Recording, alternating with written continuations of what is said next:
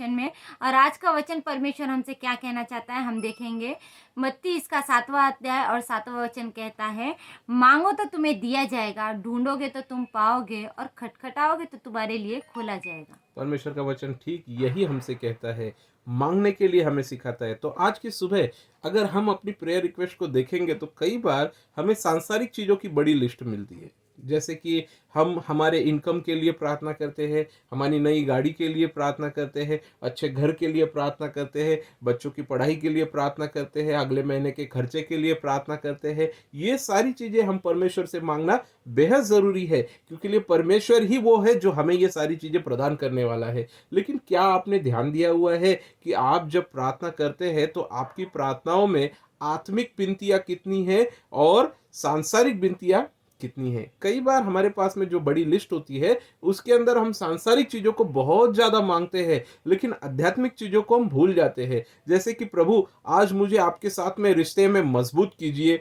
आज मुझे प्रार्थना के लिए जल्दी उठ के आपको धन्यवाद देने के लिए मदद कीजिए, आज मुझे आपके वचन का अध्ययन करने के लिए सहायता कीजिए, आपके वचन को मैं पढ़ सकूं, आपके वचन को ग्रहण कर सकूं, ऐसा मुझे मदद कीजिए। प्रभु आज मैं जाके किसी को सुसमाचार सुनाऊं, ऐसा आप मुझे ताकत दीजिए, मुझे मदद कीजिए। हम इन चीजों के बजाय सांसारिक चीजों को काफी ज्यादा रीति से मांगते हैं। तो आज जब हम प्रार्थना करेंगे तो हम क्या करेंगे? तो हमें आध्यात्मिक चीजों को मांगना जरूरी है, क्योंकि लिए मत्ती रचित सुसमाचार 6वां अध्याय और 33वें वचन में ऐसा लिखा हुआ है, पहले तुम उसके राज्य और उसकी धार्मिकता की खोज करो, बाकी की ये सारी चीजें वो उसके साथ में आपको दे देगा। कई बार हम संसारिक चीजों के पीछे इतना भागते हैं कि हम भूल जाते हैं कि हमारे साथ में कौन है।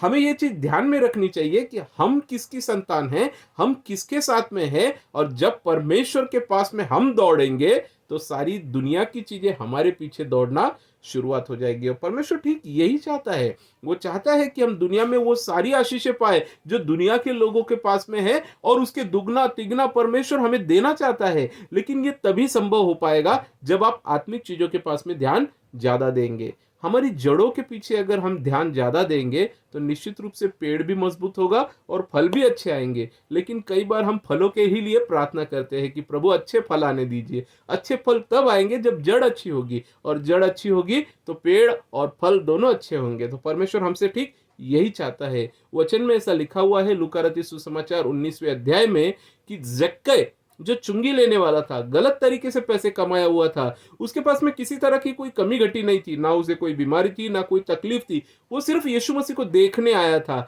और यीशु मसीह उसे कहते हैं, आज मैं तेरे घर पे खाना खाने के लिए आने वाला हूँ। और जक्कई आनंद से यीशु मसीह को अपने घर पे लेके जाता है। लेकिन जब वो यीशु मसीह को अपने घर लेके जाता है तब उसे पता चलता है कि उसे किस चीज की ज्यादा जरूरत है। उसे शायद लगा था कि उसे उसके नौकरी की जरूरत है, उसे उसके पैसे की जरूरत है, उसे उसकी सुख सुविधाओं की जरूरत है। लेकिन जब यीशु मसीह उसके घर पे आया हुआ है, उसे पता चला है कि सबसे ज्यादा मुझे मेरे आत्मा में उद्धार पाने की जरूरत है, मुझे अपने पापों से बाहर निकलने की जरूरत है, मुझे ये झूठी कमाई से बाहर निकलने की जरूरत है। और वो परमेश्वर से प्रार्थना करता है, यीशु मसीह को कहता है, हे प्रभु, आज से मैं ये सारी चीजें करना छोड़ दूंगा। जो भी मैंने अन्याय से 1 रुपया भी किसी का लिया होगा तो मैं उसको चौगुना वापस दूंगा, और मैं अपनी आधी संपत्ति गरीबों में बांट देता हूं। ऐसा उसने निश्चय किया है और प्रभु के सामने उसने किया हुआ है। और जब उसने ऐसा किया है, यीशु मसीह ने क्या कहा? यीशु मसीह ने कहा,